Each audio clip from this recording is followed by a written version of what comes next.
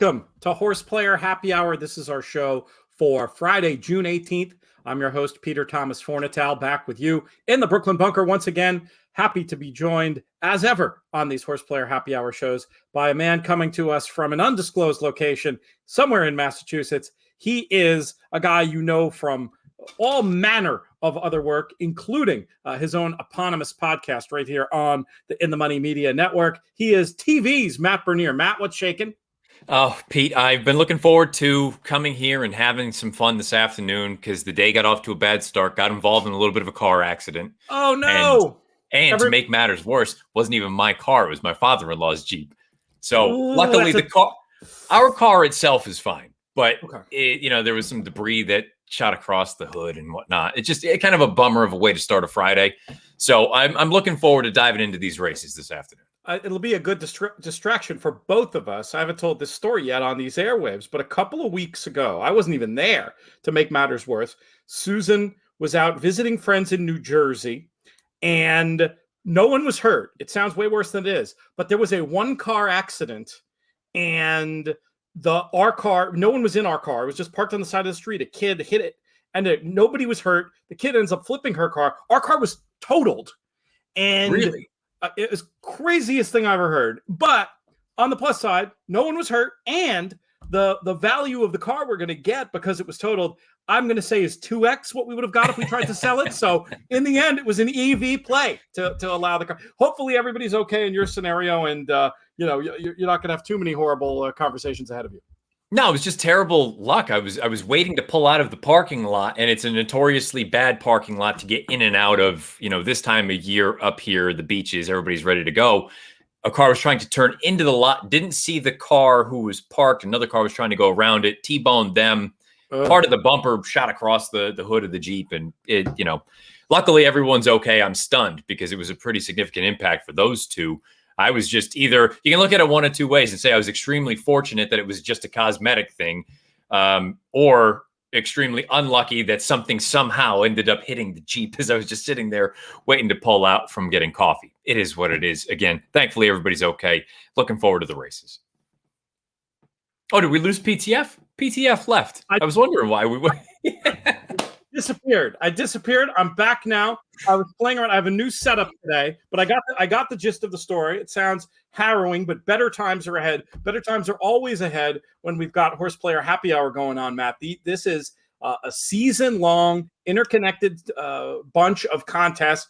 We've got 2 Breeders' Cup Betting Challenge seats added to our tour prize. A couple of different ways you can get your Breeders' Cup Betting Challenge seat. The first is the traditional way, which involves joining into this qualifier, this feeder, I should say, to Saturday's qualifier, tomorrow's qualifier. You can get in it right now. Horseplayers.com costs $20, and depending on how many people play, a certain amount of players will advance and start their journey, hopefully, to win their 10,000 Breeders' Cup Betting Challenge seat. But there's a lot more than that going on because of this whole tour we've devised. Another way you can get your BCBC seat is by finishing in the top 2 of this feeder. You'll automatically qualify for our end of the year playoffs. And then there's a third way through our tour by accruing points. You can punch your ticket as well. I'll let you explain that bit to the viewers who should be heading right over to horseplayers.com and getting an extra entry where they can not only try to help themselves with the BCBC seats, but also support our thoroughbred aftercare charities who get 100% of the proceeds in this game. And to your point about the point standing throughout the year, if you finish in the top 10, you accrue points. The overall tour leader at the end of the regular season wins that BCBC seat, along with whoever ends up winning the playoffs, if you will. The playoffs that'll basically take place over the course of a few weeks.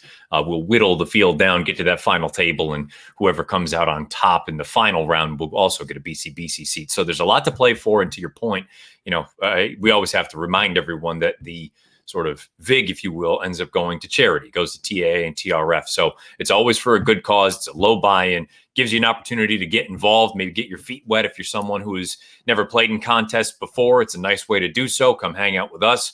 And obviously, kind of interactive pieces are always better. If we can get folks that want to chime in, goes a long way as far as the broadcast goes. But you got a little bit of time left, about 10 minutes to register here still. We're going to give some shout outs along the way. One of the things that's unique about these shows is it gives us a chance to interact with our viewers in real time. So we encourage you, drop a comment. We'll give an hola to Marcos, who chimed in here thanking us for the broadcast. For some reason, I have a new setup this week, and AJ, it looks like the way I'm logged in or something to StreamYard, I cannot pop these up on screen. So if you want to pop any of them up on screen as we go, that would be appreciated, but it's not necessary. I can also read them. Shout out to Marcy. And then there's Dennis, who is expressing sympathy, I'm sure, for everybody's accidents. The good news is everybody's okay. That's what we're going to focus on now. But let us know about your questions. I've looked pretty thoroughly at Belmont tomorrow, at the Santa Anita Stakes tomorrow. I can speak about those. I've had a poke through the last 4 at Woodbine, and then I also looked at some Lone Stars. So if you've got questions about racing this weekend, hit us up there, or let us know who you like in these races. We've had a lot of great commenters. John Gasper leaps to mind. There've been so many. PJ Priskenis has been in the comments. A lot of players along the way offering their thoughts. Howard Kravitz has been a regular in the comments. Let us know what you think. Help us dope out these races, whether you want to tell us who you're betting in the contest over at horseplayers.com, or you just want to tell us who you think you want to bet with cash. We can talk Royal Ascot too. Really, whatever you guys want, throw it out to us. What have you been busy with, Matt? No, that was actually what I was going to kind of go ahead and ask you about. How have you fared this week? I know the weather this morning was, to borrow one of our friends over in the UK, their terms, it would be shocking, correct? I mean, it was not a great day as far as weather goes. Dude, it was odds on Betfair that they were going to cancel. Like I was stunned with the fact that there was such a big deal made about the fact that they ran through it and they said we're good to go, and it was as if people were rejoicing like we had just come out of lockdown. Yeah.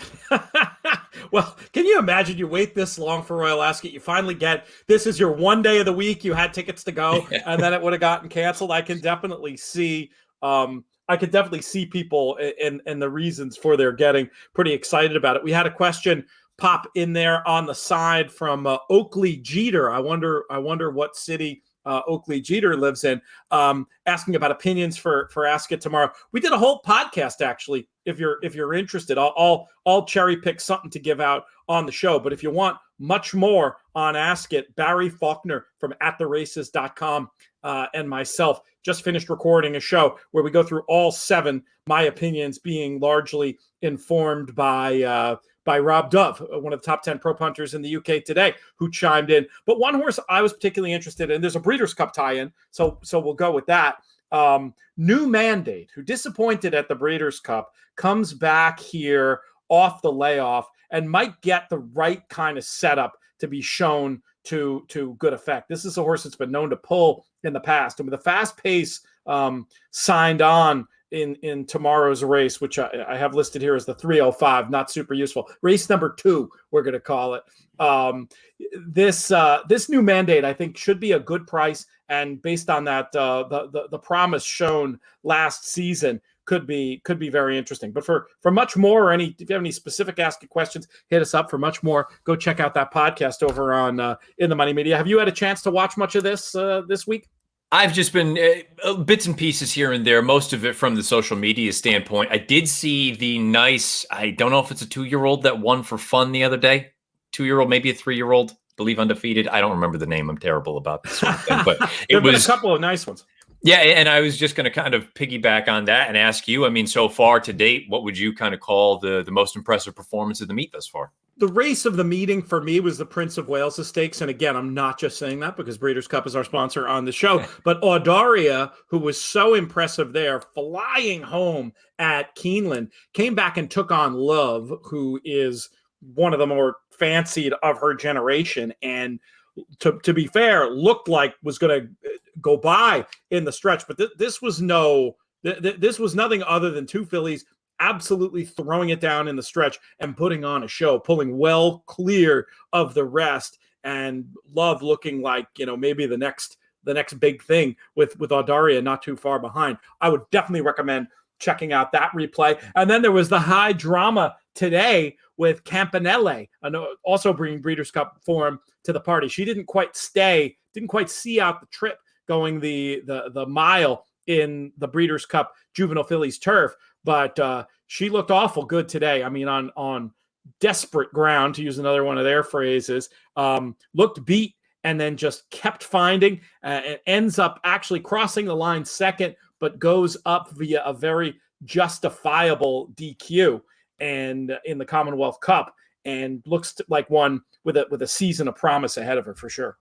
Yeah, I was going to say that was one to me, knowing how frequently we talk about sort of stewards' inquiries and is it going to be a disqualification or not? It seemed pretty cut and dry to me. You can't float out 6-7 paths and expect there not to be some sort of repercussions. And it looks, ultimately they ended up making the right call. But to your point, Wesley Ward, we know obviously he really has his forte being those turf sprinters going over from the States to the United Kingdom. But at the same time, I look at her and say, why can't she be a major player in a race like the turf sprint here this year for the Breeders' Cup, even as a 3-year-old? We've seen him run 3-year-olds in that race in the past. I don't see any reason why she couldn't play at Del Mar. It's going to be interesting to see what they decide to do.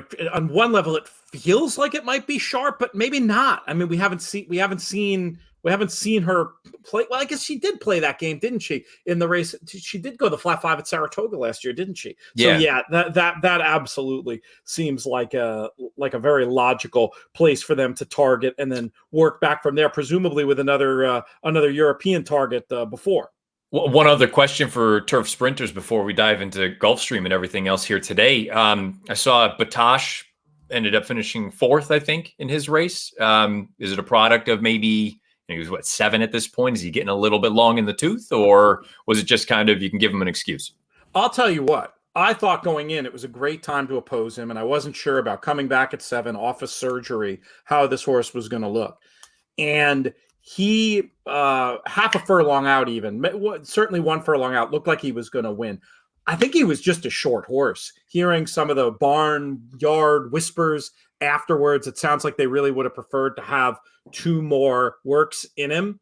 And he ran so well, I wouldn't be betting against him next time. I think, the 4th is deceptive because it looks like, oh, that's not the same horse. But with that information, I think that he can't help but come on for the run, because the way he ran, it just looked like a short horse. Traveled very well. Everything looked good. A little bit of attrition late. I should name check too the horse that actually finished across the wire first with Campanelli. That was a Dragon Symbol. This was a huge effort by this Archie Watson trainee, and I thought it was really cool. They had the video after the race, after the decision in the steward's room, of him actually going over and shaking Wes Ward's hand, which I just thought was a cool moment of sportsmanship at what it must have been like an absolute low point after this absolute high point, and to find the dignity to do that before presumably going off and steaming.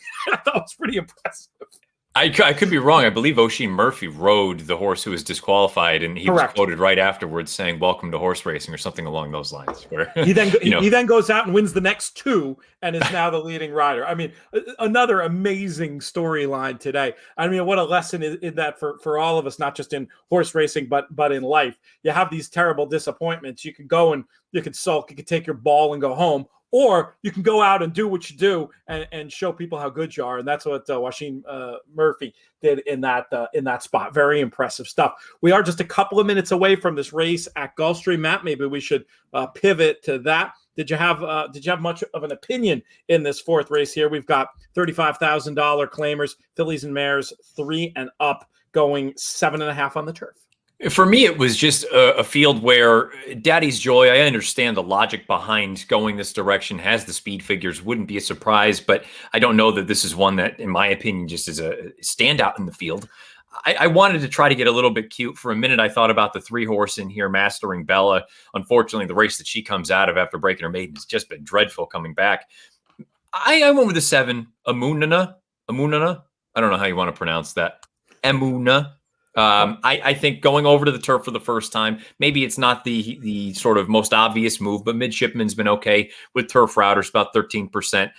This one, I think, doesn't have to have the lead, but figures to be prominently placed throughout. And I knew it was going to be a big price in a race where I didn't love any of the shorties. So I went with the 7, Amuna. That's how I'm going to go with it. I like Amuna. I'll give you that.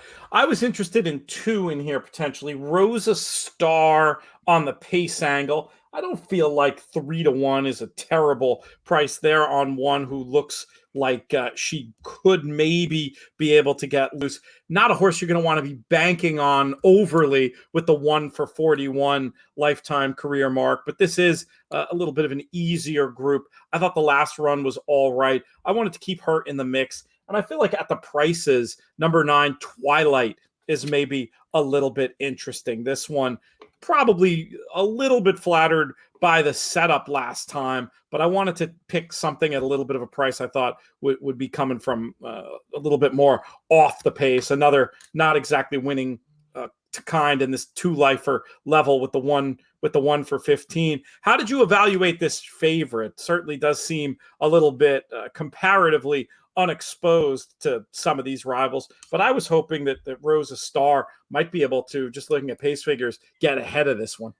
Yeah, and I think the other thing for me with Daddy's Joy, a horse whose only win to date came in gate to wire fashion. I suppose that's possible here this afternoon, but I think there are a couple other horses that figure to be forward. And overall, yes, you're going to get a bit of class relief here today. There's been no real improvement on the grass. I kind of feel like you know what you get. You get probably a low to mid 70 kind of buyer speed figure. Maybe that's good enough to win this afternoon. But given the other horses in this race who are more than capable of earning comparable figs, I just don't know that I need to bite on 8-5 on a horse that I don't think she has any real edge on this field. And there's even a case to be made that she's not even the fastest horse in the race.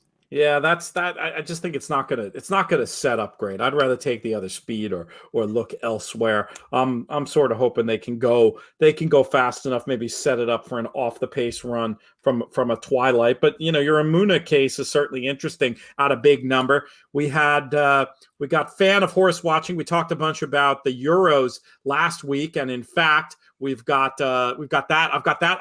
I've got all 6 monitors going for the first time today. I'm so excited. I should really take a picture. And England, Scotland is on one. Very curious to see what shakes out there, pouring down rain. And then fan of horse mentions for this race. Yeah, that 1 for 41 put him off Rosa Star, and suggests number 5, Morning Colors, as a potential alternative. This one previously trained by Christophe Clement, now in the hands of Lisa Lewis. And another who, I'll say this on the plus side, comparatively unexposed, coming here off the long layoff. We'll see what Morning Colors has, but I don't think that's the worst idea at 5-1. Did you have any count for that one? Yeah, no issue with someone trying to side this direction. Relatively comparable from a speed figure standpoint, has already proven that they can win from off the pace. I always find it difficult to imagine, no disrespect to Lisa Lewis, but difficult to move a Clement turf runner up. But it's not impossible. Let's put it that way. We should talk about Belmont because they're actually down at the post there. So we won't cut to it on our screen until after the Gulfstream race is run. But if folks want our buy-in for Belmont, we should get to it sooner rather than later. It's their 6th race. Did you have a view in here? Yeah, nothing fancy for me. I mean, I think bar 14 makes plenty of sense. The blinkers coming off. If you get a repeat of the most recent run, I think that's good enough to win. If you're looking for a bomb, maybe My Brother Neil, the 8 horse in here with Javier up for John Toscano. Maybe the surface change, the exaggerators have been hit or miss. Maybe getting over to the turf can wake this one up a little bit. Over on the blog, we had an interesting case made by Nick Tamaro on number 12, Ruse. And given my lack of creativity here, I'm going to go ahead and just steal Nick's tip in this spot in themoneypodcast.com. Check that out. And he also puts stuff up on our YouTube channel as well, where you can find a whole bunch of other content from us. But he was noting the Tim Hill's stats with this type of layoff, and picking through the back form, had some spots that he thought Ruse would fit, and 8-1 right now on the tote board as they are off at Gulfstream. And Daddy's Joy was able to seize that early advantage with Rosa Star settling back in 3rd, still company on the lead. Oh no, I'm reading the wrong horse. Rosa Star is up alongside as predicted with that was long shot Mastering Bella back in 3rd. We'll see how this pace battle plays out. Doesn't look like there's going to be a particularly easy lead, but on fractions, it might be well within Daddy's Joy's scope. Yeah, on fractions, it doesn't look terrible, but I mean, to my eye, it looked like a pretty spirited pace early on, and I'll be curious if this half comes up sub 47. 47-4. So they did back it down some, but I'm still, if you're coming from off of it, I would remain optimistic, put it that way. Yeah, Twilight's actually in a pretty good spot. I thought would be further back, but the whip is out there. Lot being asked of Daddy's Joy. Rosa Star still traveling there in second. I think Rosa Star is going the better of the two speed horses. And here comes the 9 on the outside, hoping I can get my 96 in here. We'll see as long as nothing untoward. Oh, no, we do have the 5 flying late. Just got to see if this Rosa Star, who, as she's shown in her career, feels like she did enough running in second. But we'll take the little exacta to get things kicked off at Gulfstream, and then we'll pivot right over to Belmont, where they're loading and almost ready to pop from the gate. I had mentioned number 12, Ruse. Give a recap, if you don't mind, Matt, of your numbers in here for rooting purposes. Yeah, I mean, I think it's logical with the 10 bar 14. If you're looking for a bigger price, maybe just kind of a wild card, the 8, My Brother Neil. Certainly not an emphatic push on that one, but bar 14, I just feel like a replica of that most recent run that probably gets it done at this level. All right, let's see what happens. Couple of shout outs for folks who are chiming in. Hello to Dean. Oh, Chris Couples. When I was mentioning people have made terrific contributions to our conversation, I should have shouted out Chris before. And then Derek Vogt as well. He's got us. He's got the U.S. Open going on. Oh, and the cocktail in hand. Happy Friday, says Derek. Happy Friday to you. I don't know. I got my cocktailing is going to have to wait a little bit. With all the Ask It distraction, I did not get all of my work done that I was meant to do today. I may have to pop out for one short one. I have the excuse of having to do the dinner shopping after this, so I may have to hit the pub for a short one on the way back, and then we can wrap up the work. We'll wrap up the work tonight. Chris has a trip note from Gulfstream as well, mentioning the 4 as a potential bet back. Yeah, I was so focused on the horses at the front of the pack, I didn't really get a good sense of what was going on in behind. Meanwhile, bar 14 getting a very nice run through here so far. Big pace, Belmont. though. Big pace. Yeah, I mean they're sub 46 for the half. I suppose, maybe they can get brave and hang on. But I mean, even for maiden special weight runners who might be okay, this is a legitimate pace early on. Nick's horse, Ruse, that I mentioned, coming into the race very nicely, just being asked now. I'd like to think this one will have a little bit of finish, but looks to be getting a little weary. It feels like a race that might fall apart, but who's coming? That becomes the question here as we approach the 8th pole. Looks like number 7 going the best now, and might come 7-12. We'll see if this anybody else has an impact late. 7-12, nice shout from Nick Tamaro over on inthemoneypodcast.com. And that was one of the logicals in this spot, Cotton, who gets the job done. Yeah, I think you go back, that's a race that you're going to want to keep an eye on. Anyone that was close to that pace early on, they kind of paid the price. So I'll lump bar 14 in there. I'll lump Ruse in there, who I don't want to call it a premature move, but maybe it was you just kind of made the front a little bit too early when you were that close to the pace.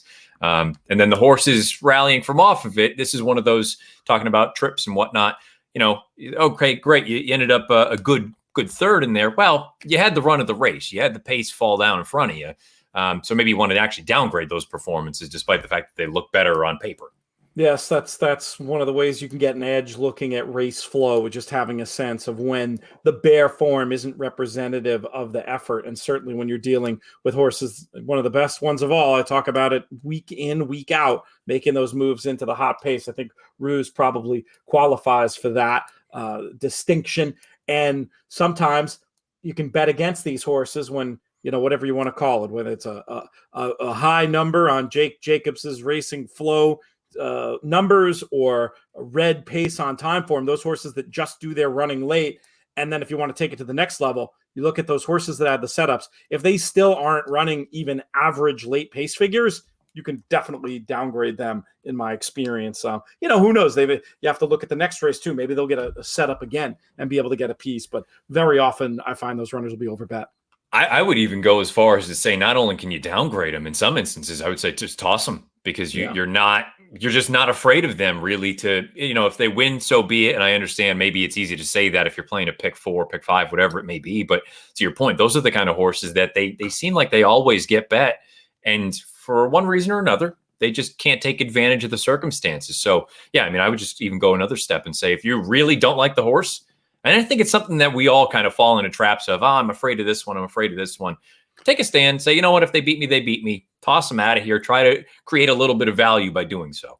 Especially in a bet like the double. If it's a day where I'm investing a lot of money in a bigger pick bet and I have enough opinions that I'm justified in doing that, I'm not going to want to get beat by a horse that makes perfect sense on numbers who I'm a little bit against. But in the double, in the win pool, you can get real bold, and those are perfect runners to try to take on in all instances. But for me, especially in those simpler bets, if you will. Derek gives me the go ahead. He says that with the Wild Ascot week, all the extra podcasts, I'm allowed to stop at the pub. Thank you very much. I appreciate that. Strong Rope Brewery just down the block. It's kind of fun. I can tell we've got some English and Irish viewers today, and so they'll particularly appreciate that they do every Friday a cask beer. Cask beer, not very common in the USA, but they bust out a little gravity keg every Friday, pop it right up on the bar. It's very old school, and okay, I've been talked into it. I'll go down and have one of those. Maybe look at a few more races. So I had so much fun at Monmouth last week. We did HorsePlayer Happy Hour live from Monmouth. So this week, with Father's Day, I'm actually on TV. I'm working for Sky on Sunday, so I will not be doing a traditional Father's Day because it's not like JK, one of these 3-hour half shifts he gets to do. When I'm working, I'm on there for 6 hours. And so yeah, we just decided to do Father's Day Saturday, and I chose basically to carbon copy last week. Gonna take the boat down with the family. We're gonna sit in a parterre, bet on some races. So I have to. That's my work I can do while at the pub. Is I'll look at those Monmouth races tomorrow. What was your impression of last weekend's Pegasus? Did you think it was? I saw a lot of people really kind of hammering on the Mandaloun fact that he should have won relatively easily in the grand scheme of things. I just looked at it and thought it was kind of a moderate pace at best. And I still don't think Wayburn gets the credit he deserves. I think he's actually a pretty gutsy little horse. I don't know. Mandaloun to me still has some things to iron out. It feels like anytime he hits the front, he more or less pulls himself up, and that's even with blinkers. What was your sort of immediate thought? I thought it was a better race than people were giving it credit for, because didn't he walk out of there too? He was in no kind of position. He had no kind of trip, and he has that quirk that you mentioned, and that quirk probably exaggerated by the whip rules, right? I mean, that's probably something in the past that's when he hits the front, horses, they're mental beings. I wasn't really just kidding about the horse that just ran second, that Rosa Star at Gulfstream. Like, that horse just gets up to the front, thinks she's done enough. Yep. Mandaloun makes the front, job done. And it makes sense that if in the past, whatever the sensation is that made him come back to task a little, you don't have that. I think it got exaggerated a little bit. And Wayburn, I mean, I don't think he could be described better. I mean, that's probably your Queen's Plate winner, don't you think? I mean, especially given the timing and the way, they were trying to go to the Belmont with him. Unfortunately, that didn't work. I believe he spiked a little bit of a temperature and ended up missing the Peter Pan. Going forward, I have to assume, you always, unfortunately, you have to reroute and sort of regame plan. But all along, the Queen's Plate was part of the situation with this horse. That was part of the sort of end game. So I would assume sooner than later, maybe you get a run on Synth, knowing the Queen's Plate is going to be run in August, I believe. Correct me if I'm wrong. They're keeping it in August, yes. Okay, so I would assume maybe you get some sort of a prep in, I don't know. I don't even know when the plate trial is, but something along those lines. Or maybe they just train him right to the Queen's Plate. But to me, he'll run all day. I'm not worried about that part of it. And he's probably a little bit better than maybe he gets credit for. I think that's right. Oh, this is cool. Dean, who we shouted out before, coming to us. It's breakfast time, Saturday morning in New Zealand, a place where I'm dying to go racing. It sounds like there's a lot of little, really interesting meets. And I think it's we have a friend who's over at, I think it's Cambridge stud, Scott Calder, who used to be the marketing dude, basically the human voice of American Pharaoh over at Ashford Stud, has gone home. He's running that place. I want to go and say hi to him. Obviously, we got to wait for some things to get a little bit further down the line in the world, but a New Zealand racing trip will happen. So, Dean, connect with me. I see you're watching on Facebook. Connect with me over there. You can tell us, you can give us some tips about where to go in New Zealand. Derek has chimed in. I mean, I think Derek basically in his comment is echoing what we were saying about Weyburn. I mean, this is an interesting horse. It was a weird looking race, but I mean, I gotta think it's better than the visual impression that it made. Fan of Horse is back asking if you could play just one pick 5 this weekend. Which one would you choose? That's an interesting question. I mean, for me, I typically default to New York, and I have some opinions late. You do have those 3 stakes at Santa Anita. One thing that just popped in my head to plug is next week, Wednesday, midweek players. Very interesting opportunity with the stakes racing at Canterbury and that industry low 10% pick 5. Now, I don't know how the stakes races shake out vis-a-vis when the pick 5 is going to be, but we'll be doing a special show for that next week. If you're new to us, if you want more from us, probably the easiest thing to do is check out our stuff over at inthemoneypodcast.com. You can also subscribe to all the feeds on our network via iTunes from the In the Money media feed. We encourage you to do that. And then if you're interested in playing in these contests, and there's no reason you shouldn't be, horseplayers.com is the place to go, the official qualifying site of the Breeders' Cup Betting Challenge and the National Horse Players Championship. I have another question for you, not to continue peppering different things in, but we have a little bit of a lull here until Gulfstream comes up. That's what it's peppering different things in is what this is all about. And at some point we can get a leaderboard with the first 2, but let's chat first. I earlier this week on my show ran through a number of sort of viewer questions and listener questions and things like that. And I had a number of people ask about Nick's Go and what do you do with him going forward? Because this is 2 consecutive, let's call them, I mean, the Met was very clearly a poor effort. The run over in Saudi Arabia, I didn't think was terrible in the grand scheme of things. They were both around 1 turn. And, you know, I've heard chatter that they really do think he's a better 2-turn horse than 1. But he still remains, to me anyway, a horse who, if he doesn't make the front, I don't really trust him. I don't think he'd pass anyone. My thought was give him one more shot in a race like the Whitney out at 1 1/8. And if he can't hack it, then you kind of regroup and try to think about something else going forward. But I said I have really kind of, to be honest, I have a hard time assessing what he is and where he is at this point in his career. You have anything? I had heard that speculated as far back. She was onto it a race too early, I think, but Michelle Yu had said long ago that he was a horse that did his best running on the turns and maybe she was onto it at the right time. Maybe it was before the Saudi race that she said that. In truth, I don't think it was the 1 turn that beat him there as much as the pace battle with Charlatan. But I mean, I thought I had filed that note away and it had the ring of truth. But then JK's point about the Met was, even though I agree with you, it wasn't a very good race, that he really gave away his chance by not trying to gut the field. So why not take a shot in a race like the Whitney and just, go 2 turns, guns blazing. And the double win of that approach for Brad Cox is, maybe you have somebody else in there who can maybe take advantage if the pace ends up being too fast. So it's a chance where you can use team tactics, I believe, without compromising either of your chances horses. And Brad Cox, clearly a guy, clearly shrewd when it comes to matters like this. I would imagine they'll try something like that if the horse takes them there. I could also see them just getting super conservative if the horse is not. If he's telling them that there's some issue, we will see what other kind of approach they take. But assuming you have him back to any semblance of his old form, I don't know why you wouldn't go for a race like that annually.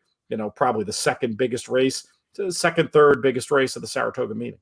Yeah, and it was one of those things that even if the turns, he really does appreciate running around them. I viewed it kind of the opposite of by my standards in that they audibled to the Met. It felt like with Nick's Go kind of I don't want to say by default, but it was a passive move to go to the Met because they were very intent on running at Lone Star, and they only moved once Charlatan was withdrawn. And my logic there is if he's a grade 1 animal, you go to the Met no matter what. I get it's a nice payday at Lone Star Park, and no disrespect to our friends down there, but I just didn't see that. Seemed very, very passive to me, very conservative, as opposed to by my standards where they've made it clear the goal is to get him a grade 1.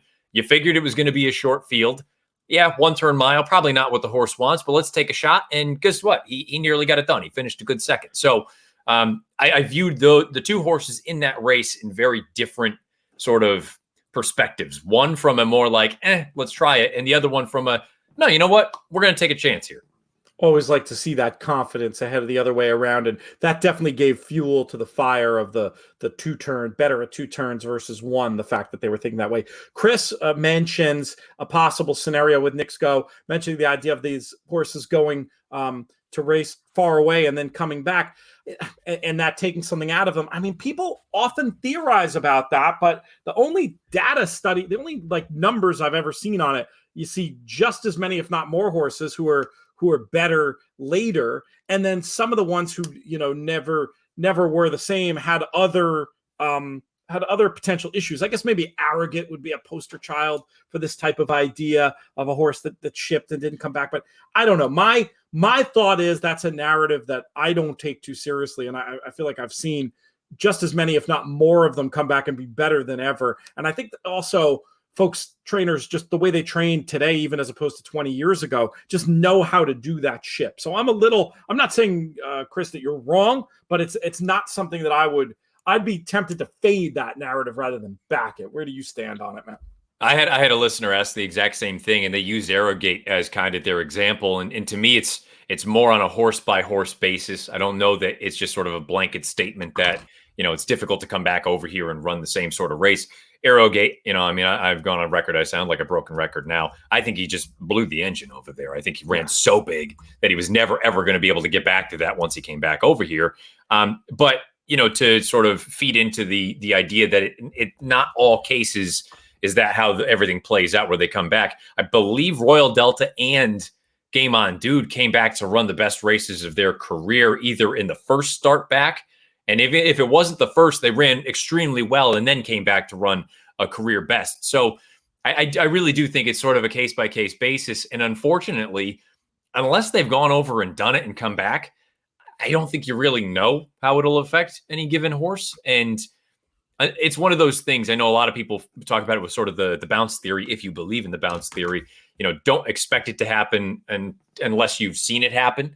I guess it's kind of you're gambling at that point, one way or the other. Either they are going to bounce or they're not, or you're going to have some regression from the trip over to the Middle East coming back. I firmly believe it's kind of a case-by-case thing.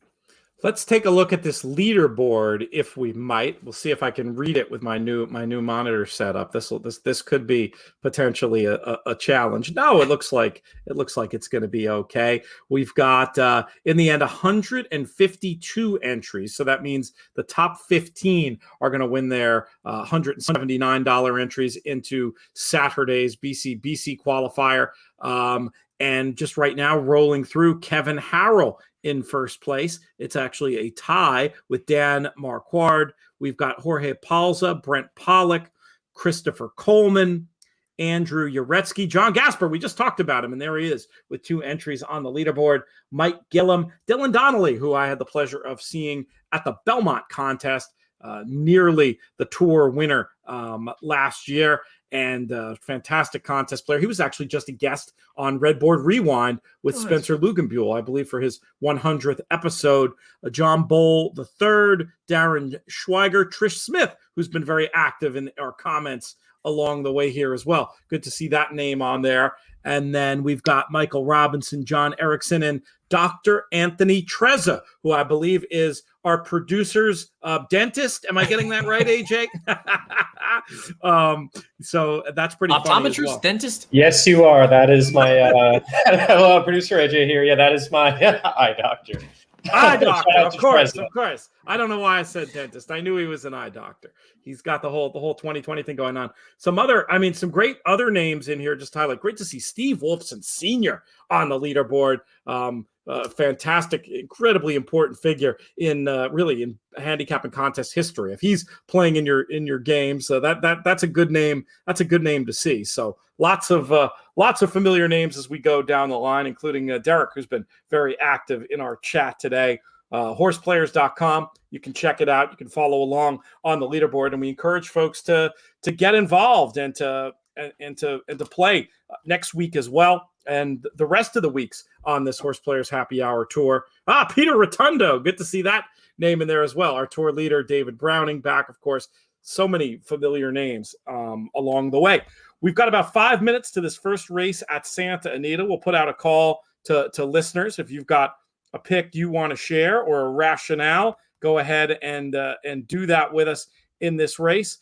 Decent sized field, really, for the opener. Closing weekend at Santa Anita. We've got there'll be a mandatory pick six payout on Sunday. Going to be going over that sequence with professional horse player Blake Jesse, whose name I will say correctly on this podcast after mistakenly calling him Jake Blessy the other day.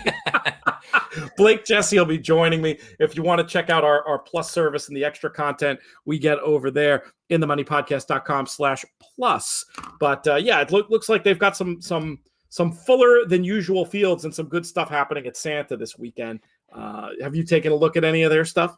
I have not. I actually have one of my best friends getting married this weekend. So we are going to be venturing back to Western Mass tomorrow morning and going to be taking that in for the afternoon. And then we'll stick around, say hello to my dad on Father's Day morning before we come back up north and see my father-in-law. Hopefully we'll find out how badly the insurance is going to whack us on the hood of the car.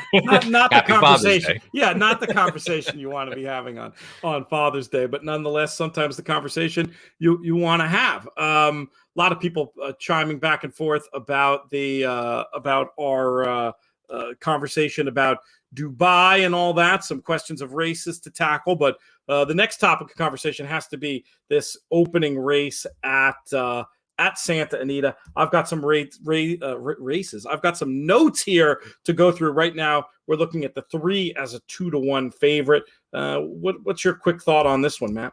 I don't want to say the word is out on Lookout Point, but it certainly feels like they are. The money is directed at that one, especially when you have another Gary Barber runner for Peter Miller in the field. I was more interested in the 5, Miss Bellatrix, into mischief, about 14% with the turf routers. The dam was 0 for 7 on grass, but the second dam was actually a pretty good turf router in New York. She typically earned buyers in the mid to high 80s. And the horse took some money on debut, was wide throughout. Now we stretch out.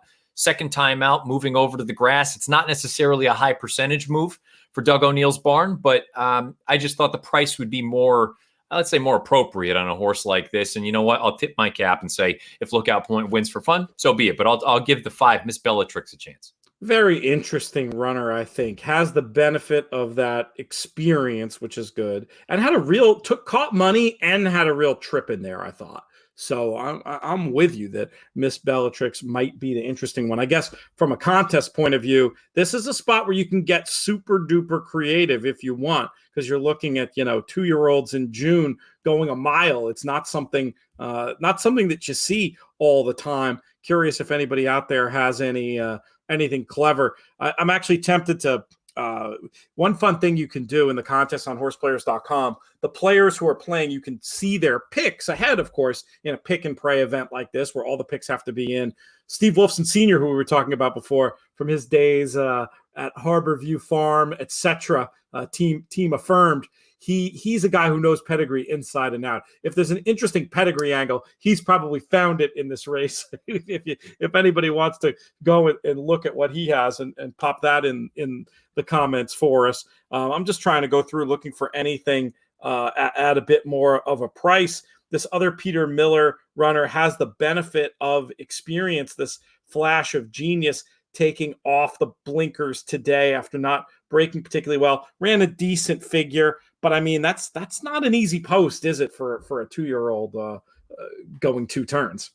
No, by no means, and especially if you're going to be off a little bit slow, as was the case in the career debut. Maybe we get an improved break here out of the gate second time out, but if you're going to be a little bit slow, that means you're probably going to be carrying ground because of obviously the people down to your inside. So, the horses. But point being, I'll be very curious to see what we get from this one. I'm also going to be very curious to see what we get from the Ryan Hansen trainee. I haven't pulled up the numbers specifically, but I long said I thought had he had a chance to run on grass, that Gormley would have been an exceptional turf runner.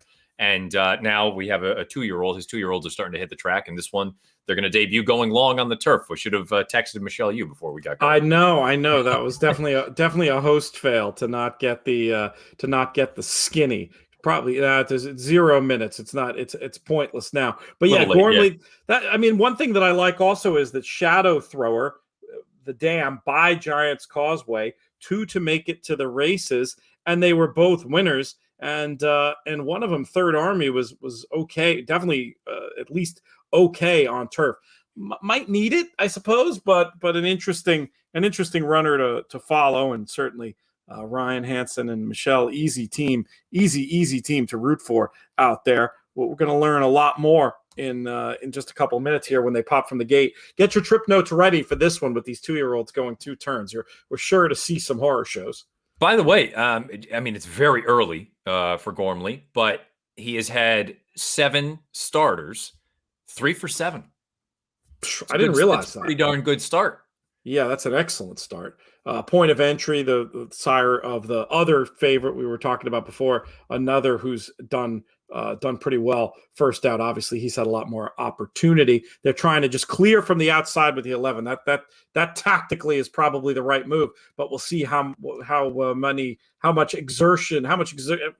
difficult this is going to be to get there. And the horse wasn't able to clear, but in a decent spot, 3 wide. They're not going to be too unhappy about that. That's not a bad spot at all for Miss Bellatrix. Getting the cover, should be able to hopefully settle down and make a run. That's got to be quick for these 23:15 for the opening quarter. Yeah, especially for many of these horses, either first or second time starters. I'm sure when we talk about it, I think it's easier for older horses coming off the bench, typically going a route of ground as opposed to a sprint, because a sprint is just all out from jump. With these babies, I think there is something they're going to need a little bit of stamina building to get to this point. Having said that, the leader did back it down considerably that second quarter. 47.85. I like it. It looks to me like, look how Point is traveling. Going to have to work out a trip from back there. I still think Miss Bellatrix is in a good spot. But being asked the question now, let's see. It was racing greenly for a stride or two, but then one shake of the reins and seems to have picked back up here as they start to turn in. We'll see if she's got any finish. Looks like she should be able to go on with this and put this sucker to bed. Let's see what this horse to the inside has left. Nothing. Looks like it may be an easy win for Miss Bellatrix. Impressive performance and a nice pick by you, Matt. Thank you. Yeah, it's really all around. I thought that was a pretty impressive performance, all things considered. Again, she worked out a nice trip in there. Thought it was a good ride from Umbi and it was also a situation where, look, the final time's not going to, knock your socks off in 38 and change. But all things considered, first time going a route of ground. It's still early for the 2-year-olds. It's only mid-June. So I'm not expecting to see gaudy final times and speed figures thrown up there, especially going a route of ground.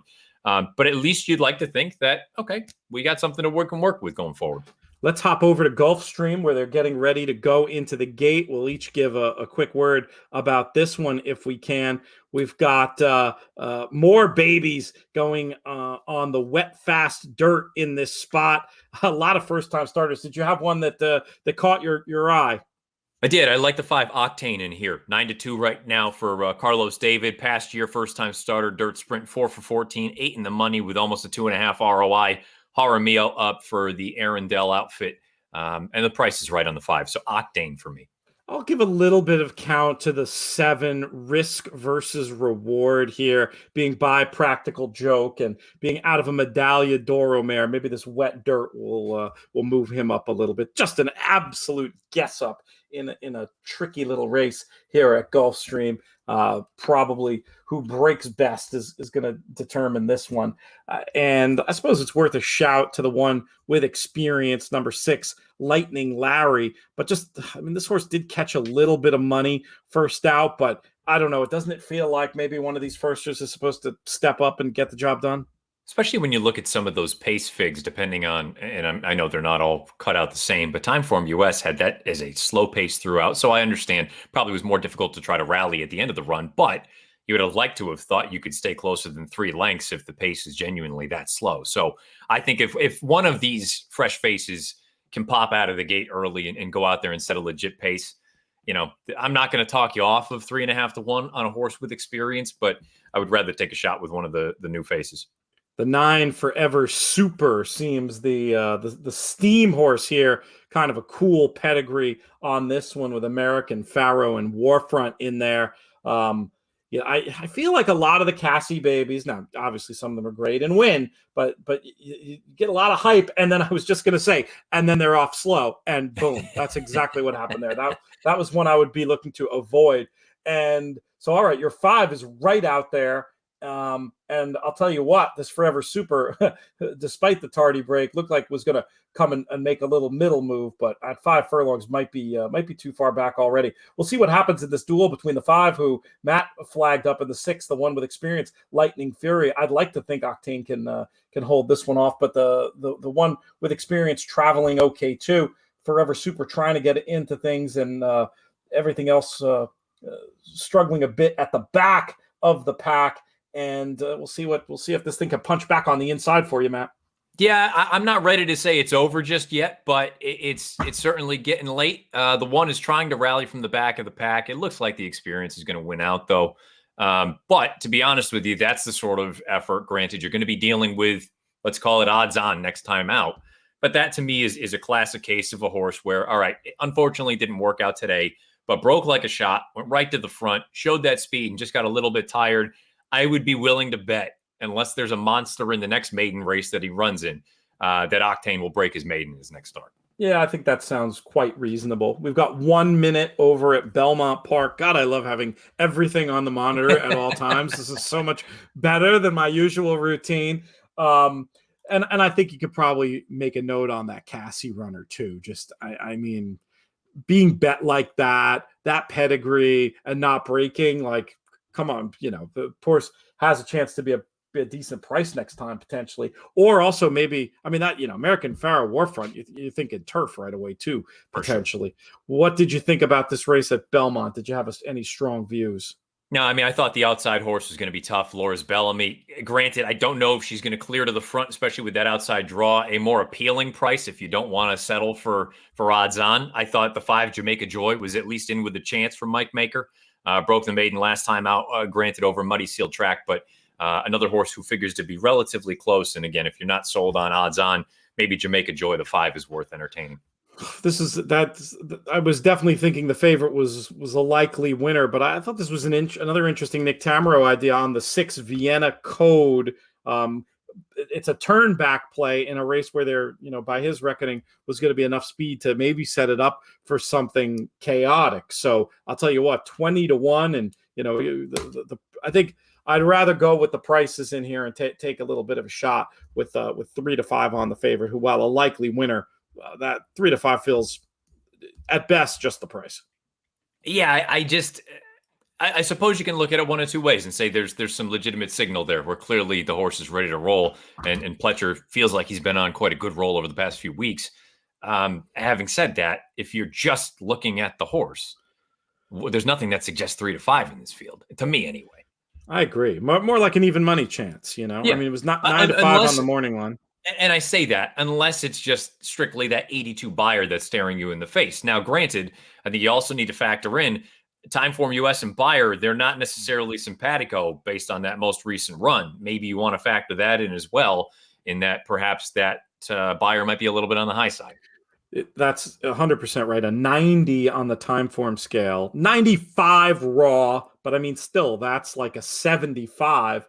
Take that edge away, and also earn through blue fractions. So maybe not as good as it looks. We'll see. She's certainly getting a good little sit here. She did backflash out to 4 to 5. Where are our prices sitting? The 5 is toward the rear and the 6 is bringing up the rear. So we would need a pace meltdown. To be honest, the two kind of, the fractions are fair enough, but I thought this was a pretty comfortable lead. Yeah, looks absolutely fine. For that meltdown scenario to happen, we're going to need a move made, I think, to Beautiful Karen sooner rather than later. Who's that? Where's cruising up on the outside in the yellow cap? Looks to be going pretty well. Which one's that?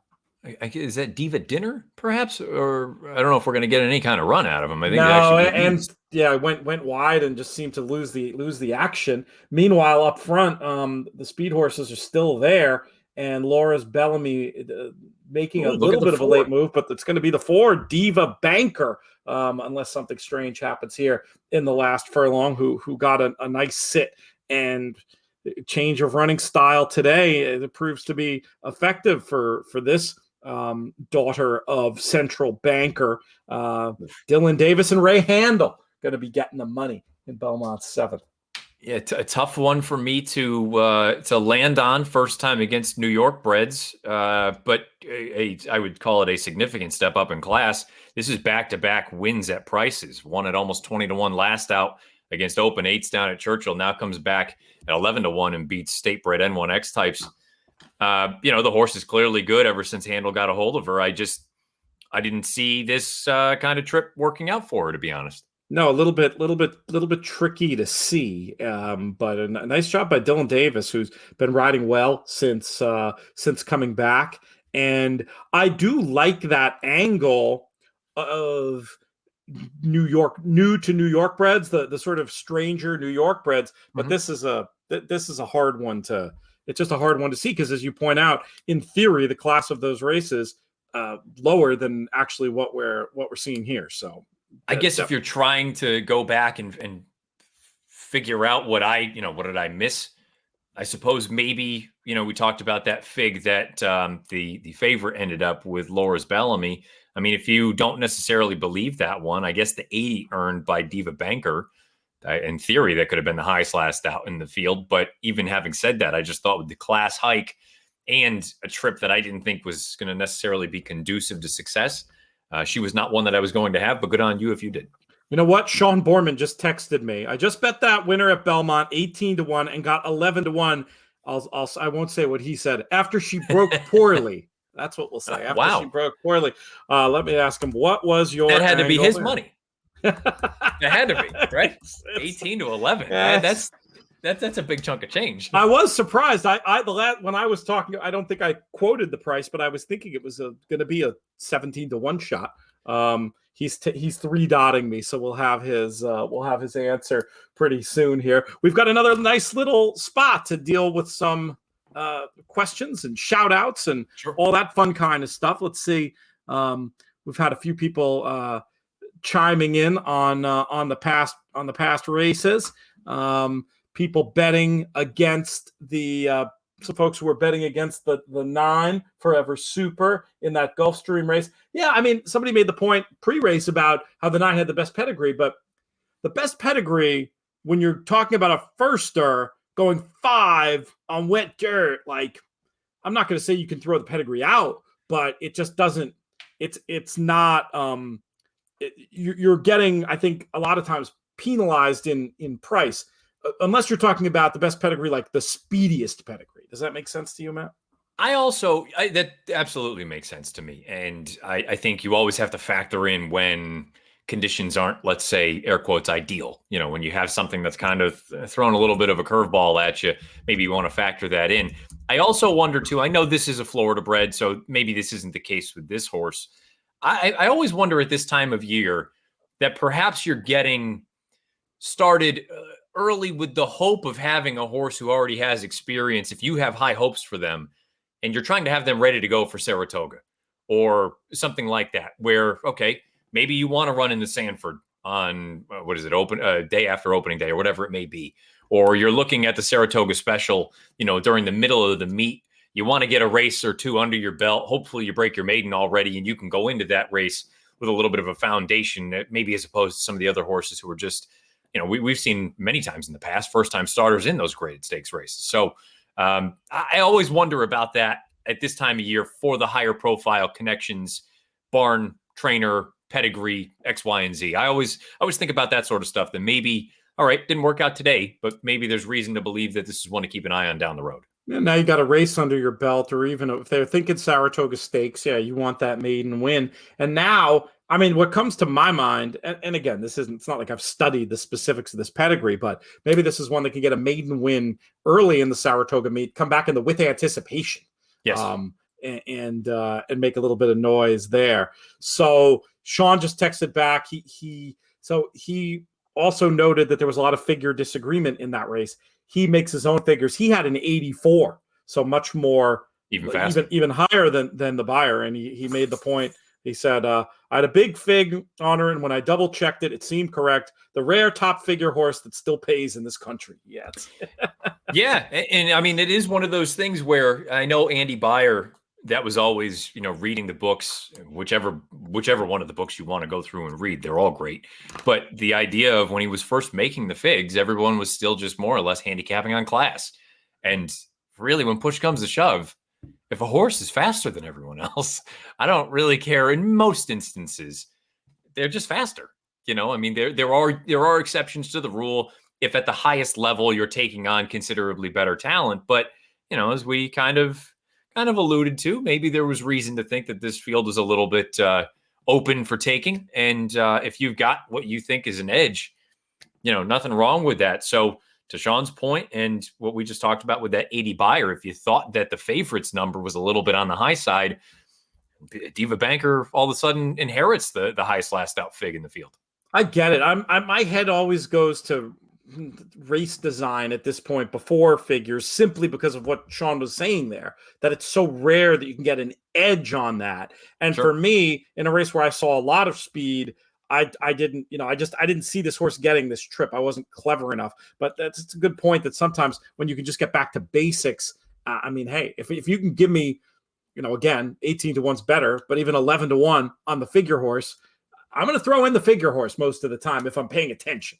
And to be fair, I mean, I'm with you. When I looked at the race from a stylistic standpoint, I just didn't see a scenario in which it was going to work.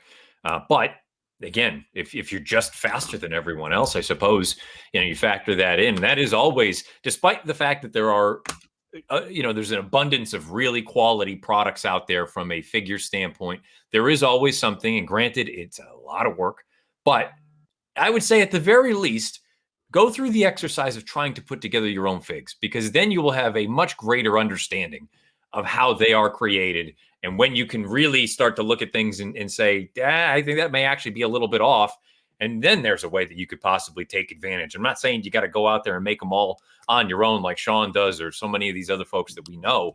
But at the same time, I think it is a very useful exercise to at least know, how the bread is made, how the, whatever you want to use as sort of an analogy, how the fig is created. I think there's a lot of sort of useful insight that goes into that if you know how they are created. I agree completely. I only did it for 3 months, 15 years ago now, probably. I did Santa Anita, starting on an opening day on December 26th. And I might have been more than 3 months. I might've taken it through to the Santa Anita Derby or something big, but anyway, incredibly useful exercise. The Beyer books have ways of doing it, and James Quinn Figure Handicapping is another book I'd highly recommend reading if you want to check that out. Another thing I'll say is, even if you just read about the methodology and you're not going to make your own figures, but you're going to go through the exercise, if you're a DRF Formulator subscriber and a Timeform US subscriber, at the beginning of the week, on the dark days, go back and look at the figures and look who gave which figure to what race. And you can find signal in there. It's super interesting to know when they're different, right? And if you make a note when they're different, and then you start following the horses who come out of that race and how they do and what figures they run, it's a lot less work than spending the months making your own figures. And it can give you a whole lot of the benefits. And heck, you don't have to limit yourself to those 2 figures. You can use whoever all's figures you want. But that idea of race review and then making notes based on race review, that's a way you can take your game forward in a very, very big way. That for me is kind of where I'm at now with a lot of these races, where you go through, and I typically use 3 different figs. If they all kind of are in agreement, I have no problem, just basing it off of whichever one I'm using. Typically, I'm using the daily racing form, so the buyers are sitting right there. But you also have, I have the Timeform US figs put in there through Formulator. If you start to see some discrepancies, even with one of the three, then I'll start to go back and say, okay, well, let's do a little bit of a deeper dive into this and try to figure out why one may be higher than another or vice versa. And if all three are all over the place, which typically you're going to get, I don't want to generalize, but with races that have just freakish sort of paces one way or the other, that's when things can kind of get a little bit weird. That's when I'll go through and say, all right, well, I have to kind of apply my own subjectivity to it and say, I believe this about this and vice versa. At the risk of going down the rabbit hole here, something that I love to do that I haven't done for a long time is, and this is frustrating to me that I can't remember if it's a Kieran concept, a Jim Quinn concept, but the idea of like identifying race shapes as follows. You judge the pace, either fast, slow, or neutral, and then you judge the final figure versus the par, same thing, fast, slow, or neutral. So I wish there was a PP product that essentially just did that. Because, like, to me, at a glance, that's what I want to know. And then different race shapes, fast races, you want to bet, kind of want to bet everything out of. Slow races, you kind of don't want to bet anything out of. But then you can also see, when there are slow average races, maybe you want to upgrade the closers, etc. And you go all down the line with that. And it's just it's an interesting way of looking at the world that and when I'm focusing on one circuit, it's something that I'll know really well. These days I'm looking at, I've never looked at so many races in my life. And so some of the detail falls off. But for people looking to focus on meets like Del Mar or Saratoga coming up, or if you just want to do it for all the key Breeders' Cup preps and have that in your notes going forward, starting to look at the win and you're in races and the other obvious races that are going to have implications for the Breeders' Cup, I highly, highly recommend it.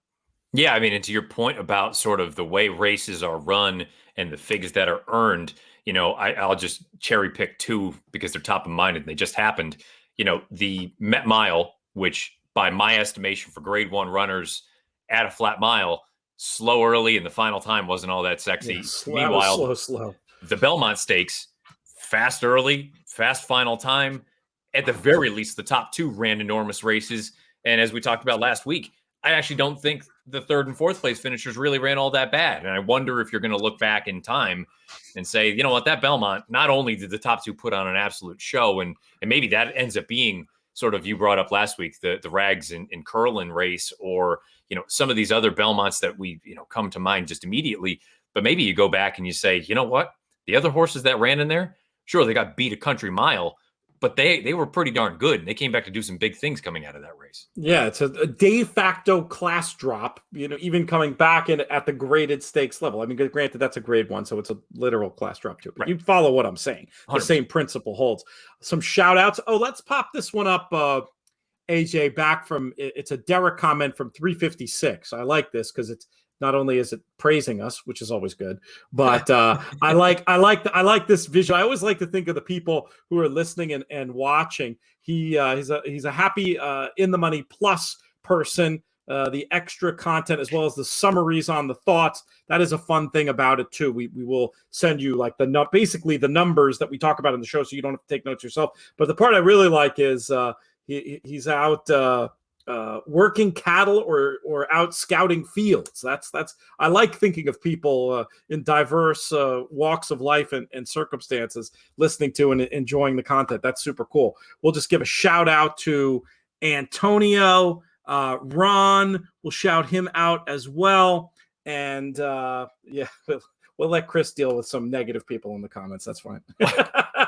But I had somebody earlier in the week when I was I put out on social that I was using my smoker for the first time, and someone said they were listening to the latest episode of the podcast while they were doing the same thing, smoking their stuff. So I said, "This is it's all come full circle. This is how." That's awesome. The summer of smoke. I'm exactly. So I ordered. So I have my one for Saratoga, and then I've ordered one for Brooklyn, and it's horribly back ordered. So at this point, I'm not sure if it's going to arrive until after Saratoga, which is very disappointing. But one of the funnest toys going, And in a mobile world, I mean, I'll miss a couple of Sundays at Saratoga to play in the backyard if I'm doing a big, a brisket or something, and have people over after the races. Or my absolute favorite that we've done a couple of times is get up early-ish on Sunday and get something going in there. Not a 12-hour project, obviously, but do like a whole bird or something and have a big lunch. Do like a big lunch at the house and then go over for like the pick six. That's another a huge win. A cooking project when it comes to this stuff. I know it's like a mainstay of a number of folks who tailgate for college football games or even for the NFL, where you get there when the parking lot first opens, whatever you end up wanting to throw on there. I mean, you've got hours before you're going into the game anyway. Some people, if it's a college tailgate, they don't even go to the game. They've got TVs out there and they hang out in the parking lot all night. But it's a super fun thing. And I was very intimidated by it at first. And then once it's really I don't want to call it a relatively easy thing to learn. Obviously there's nuance and I know all sorts of different things that you can do with it that are way over my head right now, but just simply to do what I did, pretty straightforward, pretty self-explanatory. There's a learning curve for sure, depending on what you want to do, but it's a hobby I highly recommend, unless you think it's all about pork and beef. There are some good other options as well. Fish are great on that thing, and veggies too. So whatever you like, I'll throw that in there. has been lights out for us so far. Whether it's I did some chicken breast the other night. My father-in-law has done whole birds, chicken, turkey, you name it, and I mean everything comes out of it great. So we have to stop this conversation because I'm getting too hungry, Matt. And there's the whole 4 minutes to race 2 at Santa Anita thing going on. A race where another heavy favorite that I feel like this is a little exuberant when it comes to number 5, Summer Rose. I felt like Circle of Honor, the 6, was a very reasonable alternative for Steve Knapp, this horse who did not break at all the last day when bet to 6-5, and then 2 races back was wide on a day when I thought ground loss mattered. Why can't Circle of Honor get the money here against Summer Rose? I don't think the odds should be nearly as sort of far apart as they are at this point. I did lean toward the favorite in here. I didn't do anything creative. I felt like a replica of that run on May 28th for Summer Rose was good enough to win, being 10 clear of Circle of Honor. But you bring up the most important point of Circle of Honor. When you don't get out of the gate and you're a horse who figures to be forward at Santa Anita, or typically anywhere, you got no shot. Game at over. Santa Anita, you genuinely have no chance. So if you just draw a line through that, you're left with races that are very competitive in here. I was a little dubious about the fact that this one, I'm not somebody who really tries to grind over the draw too often. I do wonder if it's a little bit to this one's demise of being outside, where I almost think, given the level, I think you almost want to have basically your hands tied, say, we have to go. We got to go to the front, because especially going 2 turns at the lowest level that there is for the maiden claimers in Southern California, I just think that's how you win races. So I would rather have been actually on the inside in this case than the outside, which I know probably sounds silly and some folks probably rolling their eyes, but I think it all has to do with how you win races at this level. Typically it's gate to wire. Maybe the 2 of them end up hooking up and going, but I just didn't see a great deal of early foot in this race. The one that I thought maybe could throw a little bit of a wrinkle into things was the 4 Medusa's Gaze stretching out in distance. But even having said that, I don't know that this one is necessarily fast enough to just streak to the front. Yeah, stablemate of Circle of Honor too. So that there could be some team tactics in play as far as that goes. Medusa's Gaze has been a deep closer sprinting, so it'll be interesting to see what kind of speed she truly brings to the party in this race. Pace figure wise, time form has it with the 2, the 6, and the 7. Interestingly, all having more speed than the 5, who I've got to presume the plan for the 5 is to go to the front and try to roll, though did get a little weary last time. Maybe they're going to try to rate today. I don't know. Too many questions for me at 3-5. I'll say that much. Yeah, and I should make that clear. That would be sort of my pick from a public handicapper standpoint. I'm not touching the horse at 3-5. I also think it would be an absolute tactical error to relinquish the lead. I think you just, at all costs, you have to try to make the front. And you know what? If it ends up backfiring and the same thing that happened last time out, you just get a little short at the end and somebody does go by you, so be it. But I think the recipe for success, 2 turns on the main track down there, you got to go. I would rather find out going than sitting and trying to get cute and say, oh, I can go by somebody. Nuh-uh. Put it to everyone else and make them come and get you. I agree. All right, here's a little program for the rest of the show. Let's watch the Santa Anita race. Then before that goes official, maybe we can yap about the Gulfstream race. And that might just give us time to do a quick leaderboard hit after Santa goes official and before we have the last 2 races of our contest. Does that sound like a plan to you? Absolutely, and I'm disappointed to see the odds at Gulfstream, but we'll talk about that more in a bit. All right, we'll get there. They're on the horse. There's a horse you thought was going to be value that isn't. Is that the idea? Yeah, I thought would be a playable price, and is not. Gotcha. Is not, just flat out is not. It happens. And it's tough, and it's one of the hardest things to do is to recognize those situations and keep your hand out of your pocket. You know, I mean, it's a crucial skill to have. And the Mike Maloney line, I still think is the best one I've ever heard on it. If you're not passing winners, you're playing way too many races. Yeah, true enough. I mean, if you're just hell-bent on playing everything because you love something and you're not factoring in the actual probability of the horse winning, and you're being honest about it, which is another thing. And I'm not, I just think sometimes people are too overzealous with estimating the chances of things happening. They're not, in many cases, they're not nearly as likely as folks want to make them out to be. I had a listener make a comment on Essential Quality in the Belmont, and they said there was no way he was ever losing the race. I go, well, it's easy to say that in hindsight. Going into it, and we can just use the old Harvey Pack adage. I mean, you never bet a favorite doing something for the first time. Granted, he's been the favorite in basically every one of his races, but he's never got a mile and a half. Right. And just because Brad Cox thinks it's going to be his bread and butter, and it seemed very likely that he was going to win, I certainly wasn't going to take the horse at that price. By the way, I don't know if my horse broke the gate or what, but shot right to the front. All right, well, let's see what happens here.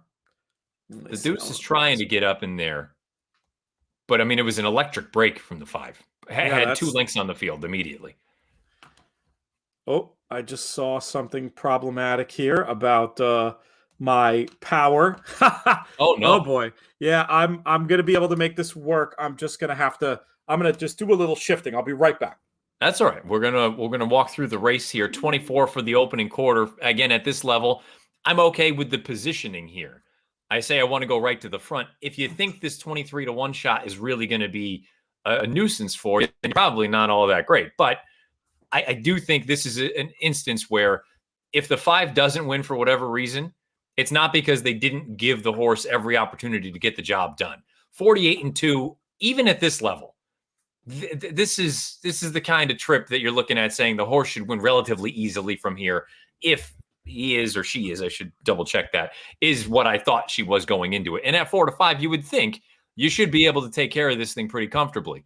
It'll be very curious to see at this point. The 4, Medusa Spirit is trying to get involved, or excuse me, Medusa's Gaze is trying to get involved in this thing. But from here, I would like to think that Summer Rose is going to be able to just waltz, given the way this track typically plays. You've got the 8, Queen of Love, trying to make a little bit of ground late at the end.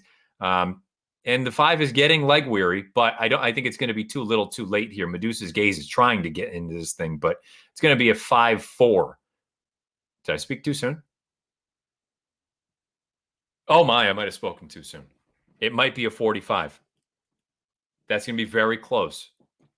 And that may have been the kiss of death right there from me, saying that it's going to be too little too late. I'll be very curious to see where that wire comes up. The 5, this is 2 in a row. And this race especially, there's no real excuse because the trip that she picked up, the pace of the race, the fractions just weren't fast whatsoever. She's out in the clear, puts a few lengths on this field, and this could be 2 consecutive starts where she just drops anchor. And the distance is the other piece that is interesting to me because last time out it was at a flat mile. This was at 8.5. And I don't know. We'll be curious to take a look and see what that one looks like. You can see we're behind the gate at Gulfstream Park. PTF, I may have just absolutely put the kibosh on that winner at Santa Anita. I heard that was. We'll see. It's dead tight. We'll see what happens there. We should give a quick thought on this Gulfstream race. So tell us, you had one you were interested in, it sounded like. Yeah, it's the chalk. It's the even money shot in here. Rest of the story. I thought that most recent start was really good. Close to the pace early on. Had to tuck back down on the inside, save some ground. I thought had to wait a lot longer than ideal. Still almost got up. I typically don't like blanket finishes on dirt, but I think rest of the story makes the sense in here. But even money is far too short. Yeah, that's a little over exuberant, I think. What about no decaf showing speed off the bench now, second off the layoff? What kind of a price are we looking at there? No decaf is, as the tote has gone away, and I'm looking at Santa Anita. Oh boy, that is very close. I don't know. We had a terrible break there. They're all over the place. The one just shot down to the inside coming out of the gate. But it looks like rest of the story is going to make the front. But the 6, no decaf, is definitely pressing things early on. In the hunt, yeah.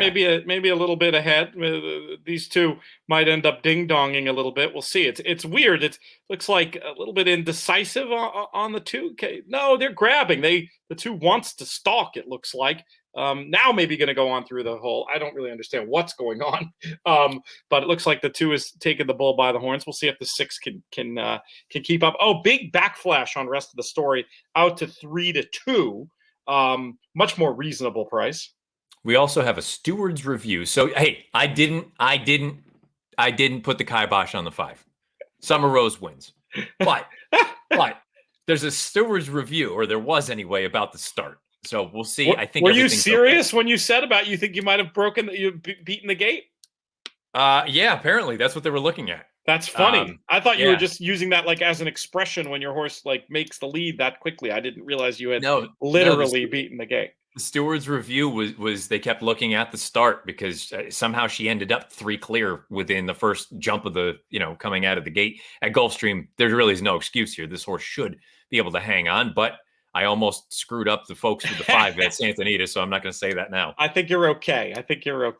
Briefly, it looked like something might be coming from the back, but rest of the story, shook off the no decaf challenge. We'll get to the wire first with the 1 chiming in. So yeah, I'm dealing with some new technology here, as you could probably tell. I probably don't sound as nice as I did before because I had to unplug my microphone. No, all kinds of. It sounds all right. Okay, good. Yeah. That's just native Mac tech. I got to get this figured out where I can. There's like not enough ports. I need one of those like fancy. I forget what you call them. Hub. I need a fancy hub so I can have everything plugged in that needs to be plugged in. I've lost my monitor. I'm down to just the 5 screens now. I'm in the same way though. I'm using my good camera for any of the sort of live streams that we do or whatever. And whatever reason, I'm looking on the screen. It's kind of delayed, but on the camera, it's smooth. I'm going to have to troubleshoot that later on, but it is. Yeah. We'll ask AJ what happens. You let us know out there if we look and sound okay today. We've got some other comments here we can get to, and we'll give a shout out to Lenora. Oh, we've got some. Chris says Belmont 9, but I'm guessing maybe he means Belmont 8.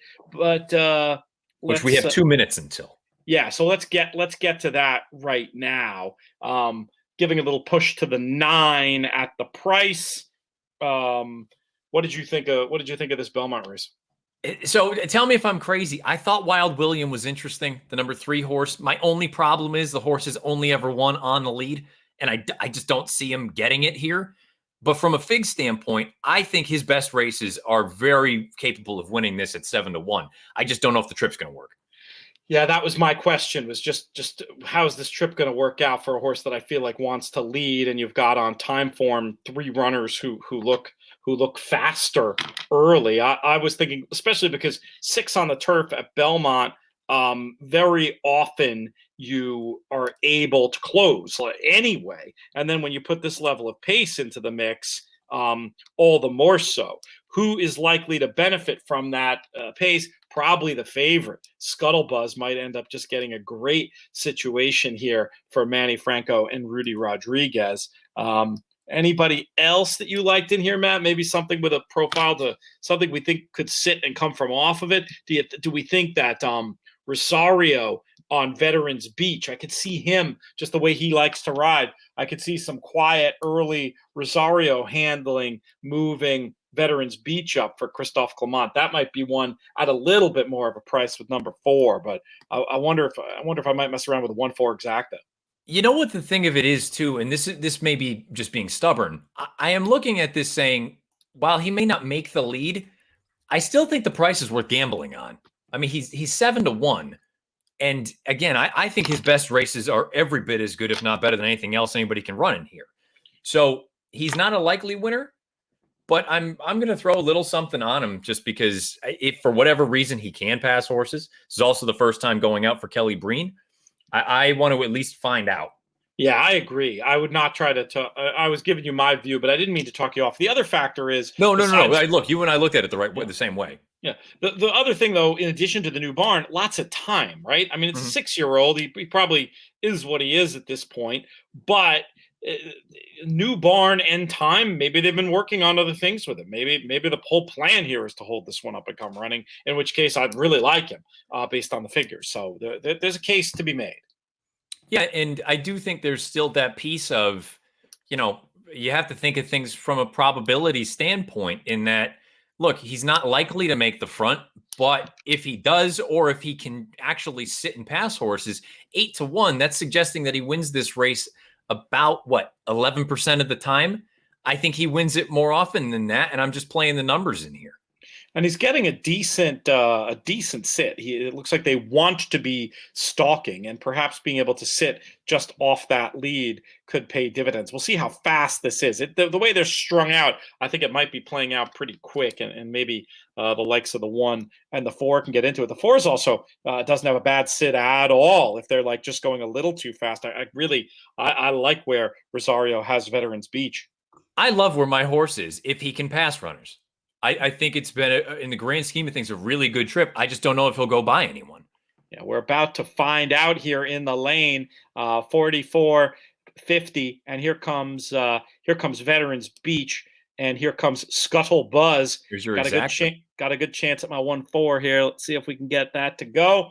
Played it for the meltdown, and that's more or less how it came down, with Scuttlebuzz getting the better of Veterans Beach. Best trip. I mean, just completely flattered by the pace, but I mean, a horse that made perfect sense on numbers as well. We'll take it. Good call. Very good. Well, thank you, and not one that's going to shake up the contest too much. And that's it, I think. Right? That's our that is our 8th and final. So we'll wait for this to come official, and we'll do the things that we do. We've got a comment here from James Pillars. Why don't we pop that one up there, AJ? We can speak to that. Gives us another ITM Plus plug. We appreciate that. In themoneypodcast.com/plus to learn more. How do I manage to handicap numerous cards in a day? Any shortcut secrets? God, I wish. One thing that I will say is I spend a lot less time than I used to, like mapping out pace scenarios. I will, it's a Thursday show and I'm looking at 4 things for Saturday, I'm going to largely defer to the Timeform US pace projector when it comes to that stuff. And then obviously I'll manually change it as I piece through the past performances. But, the way I like to do it is just go through the races we're talking about, write a quick and dirty version of what Mike Maloney might call an ability figure, basically just based on what I'm seeing in the PPs, what number or range, if I were doing it the 100%, I might even do it like what range of numbers is the horse going to run and what are the likelihoods, and getting granular like that. If I'm in a hurry, I'm just going to write down a number real quick, and I'm going to go back and I'm going to look at the numbers that where I rated the horses on there, and look at the trips and try to figure out, internal pace battles, and I'm going to go on with it. And, trip notes, I'm not going to have trip notes on every circuit we're talking about. I'll defer to the chart if I have to. I'm going to have trip notes for the circuit I follow most, New York, or I'm going to have trip notes for big races, and I can use those. But it's a lot of basic bread and butter handicapping and just trying to evaluate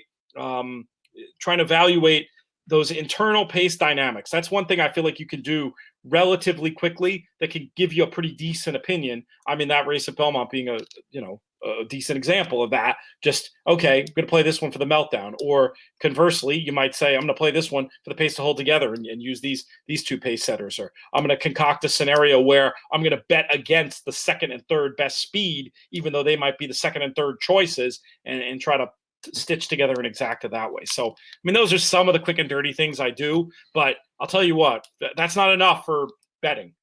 You really need to go back and do, I mean, betting, like, if it matters if you win, you got to grind and you got to do a lot more. And really at that point have a sense of what price every horse in the race should be, which is something I know, Matt, you have a lot of experience with, building those value lines. For me, if you told me I had to make my living betting horses, I would probably just try to focus narrowly. I'd try to know everything about that group of horses, and I'd try to price up every race. And I would honestly, if it is genuinely a profession as a player, I would stick to certain races within that circuit. I mean, if I were a pro player and I was playing New York on a daily basis, there is no chance I would put any money into a turf sprint, because I'm not good at them, at analyzing, who's going to be where and who's going to do what. I would focus, or like Santa Anita, I would look really, really strong at dirt routes, because I know what wins there.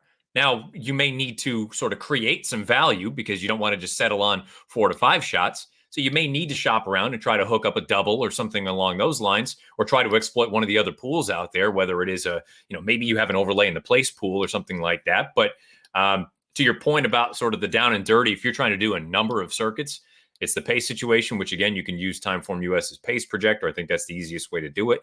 And the only other thing I would add is, if you really are trying to do, I'm making it up, 5 different tracks and you are crunched for time, go through and eliminate the horses that you don't think are fast enough, and don't give them the time of day. If you are really, really up against it from a time standpoint, I wouldn't suggest doing that if you are super serious about it. But if you're saying, I'm making it up, I've got 12 races for a contest, I have 30 minutes to handicap them, figure out the pace situation and take out who's not fast enough and go from there.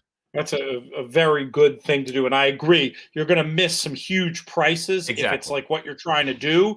But if you're in a hurry, and then there's the whole computer software thing. But you know what? We'll put a pin in that conversation and leave it for another time. But that can be a very interesting way to vet races quickly. And there's a few different ones. We could give out some free plugs another time, but we won't do that now, because I believe we have a final leaderboard and we can see who our 15 players are who will be moving on to Saturday. We can see who our 10 players are who are going to be getting our tour points. Didn't mention how the tour works exactly. We've got you get 100 for a first place finish and 10 for a 10th place finish. And we see a lot of familiar names in here. A lot of familiar names.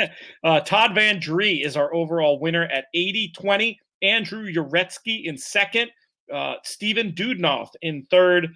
Dr. Anthony Trezor, who is not a dentist, but I don't know if he's an optometrist or ophthalmologist. I'm going with optometrist.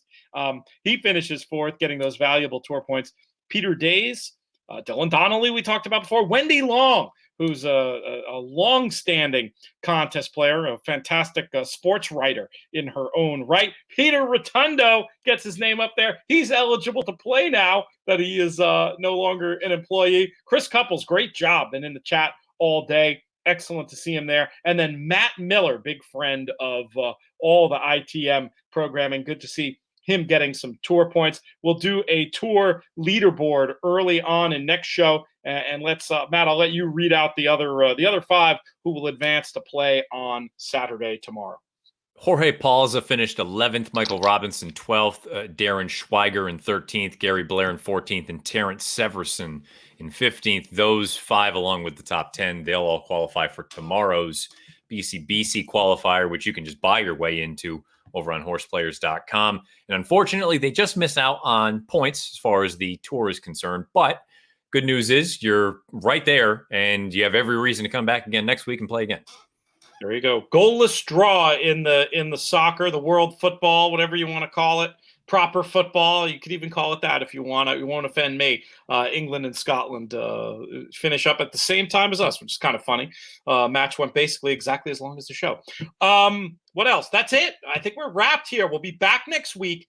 Tell people about these shows because, yes, I know inviting other people, you're theoretically lessening your edge. But that's not what this is about. Tell people about the live stream, get them in the comments, get them chatting with us, and get them supporting our charities, the Thoroughbred Retirement Foundation and the Thoroughbred Aftercare Alliance. Thank yous. Well, thank you, Matt Bernier, for giving out more great opinions and helping people cash on these shows. No 10-to-1 pluses today, but I'm sure that you'll be right back to that next week, and some excellent ideas all the way around. And you didn't even mush that winner at Santa Anita. Oh, it was so close. I heard it in your voice. I didn't have pictures, but I was just listening. I was like, this is going to be some photo. It was so close.